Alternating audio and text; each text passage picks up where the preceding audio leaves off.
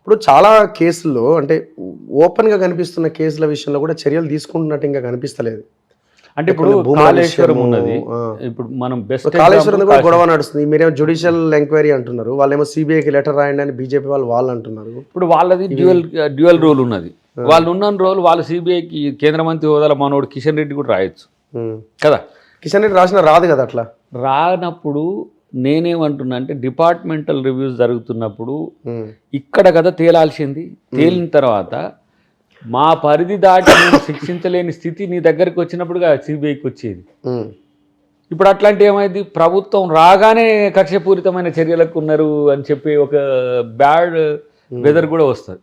ఇప్పుడు ముఖ్యమంత్రి గారికి కాలికి గాయమైతే పోయి మర్యాదగా పలకరించే ఒక పాజిటివ్నెస్ నుంచి మనం ఆంధ్రప్రదేశ్లో కాక బాబు గారు జగన్ గారు కొట్లాడుకున్నంత స్థాయి అక్కర్లేదు.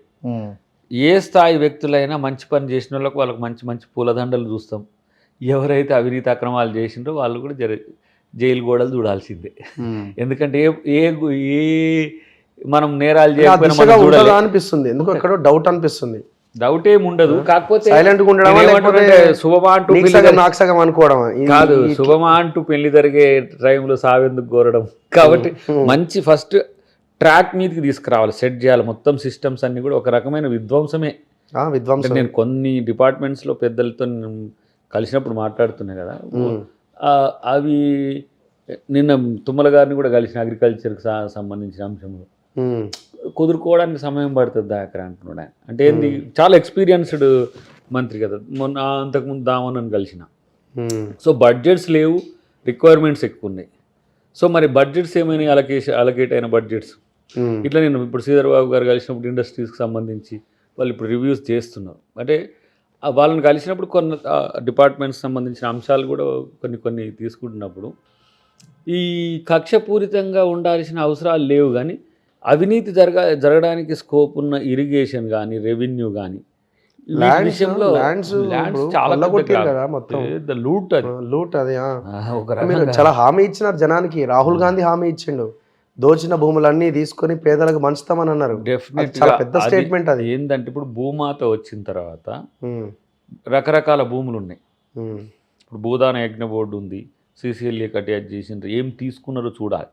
అవును. అప్పుడు ఆ రాజేంద్ర రెడ్డి గారిని అరెస్ట్ చేసి ఆయనను ఒక ముద్దాయిగా చేసి, అంటే ఒక కుక్కను కొట్టాలంటే దాన్ని పిచ్చిదని అన్నట్టుగా ఆయన అక్రమాలు చేసినట్టుగా జైల్లో పెట్టేసిండు. కానీ ఆ భూములు కొట్టాలంటే యజ్ఞ బోర్డు ఉన్నది. యజ్ఞ బోర్డు అనేది ఒక యాక్ట్ ప్రకారం, పార్లమెంట్ యాక్ట్ ప్రకారం జరిగింది. ఇప్పుడు మీరు అసైన్మెంట్ అమెండ్మెంట్ చేసిండు తెలంగాణ వచ్చినాక. అసైన్మెంట్ యాక్ట్ అనేది సెంట్రల్ అసైన్మెంట్ యాక్ట్, అది దేశానికి మొత్తం అమెండ్ చేసి ఏం చేసిండు ఈయన, ప్రజా ప్రయోజనాల కొరకని ఇష్టం వచ్చినట్టుగా భూములను ప్రైవేట్ వ్యక్తులకు అప్పచెప్పే ప్రయత్నం చేసిండు.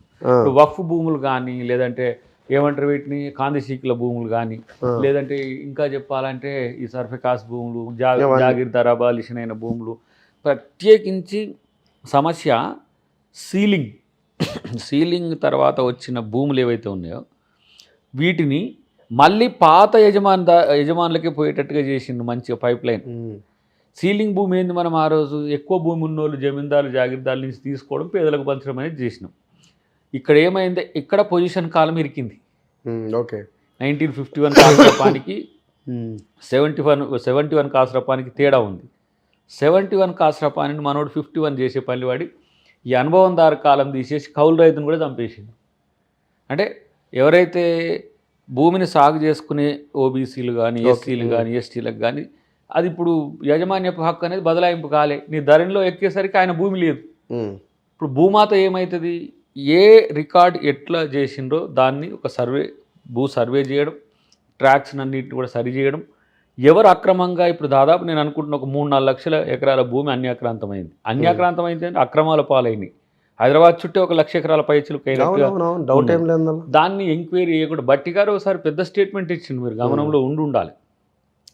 మీరు రాంగ్ అలొకేషన్స్ చేస్తున్నారు, మా ప్రభుత్వం రేపు వస్తుంది, వచ్చిన తర్వాత మేము ప్రజలకు ఇచ్చిన భూములు మళ్ళీ మేము వాపసు తీసుకుంటామని చెప్పిండ్రు. అదే రాహుల్ గాంధీ గారు చెప్పిండ్రు. మా నాయకులు ఏం చెప్పారు, అది ఇది కూడా ఏది మన కాళేశ్వరం సంబంధించి అక్రమంగా తిన్న డబ్బు కక్కిస్తామంటారు. కక్కించకపోతే మళ్ళా బీజేపీ అవుతాం కదా మేము.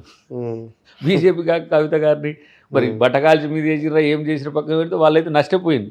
అరెస్ట్ చేస్తామని చెప్పి అరెస్ట్ చేయకుండా ఉన్నాడు. అంటే ఉత్తగా అరెస్ట్ చేయమంటలే నేను. మీరు ఎందుకు ఆ రోజు అడ్రస్ చేసిండ్రు?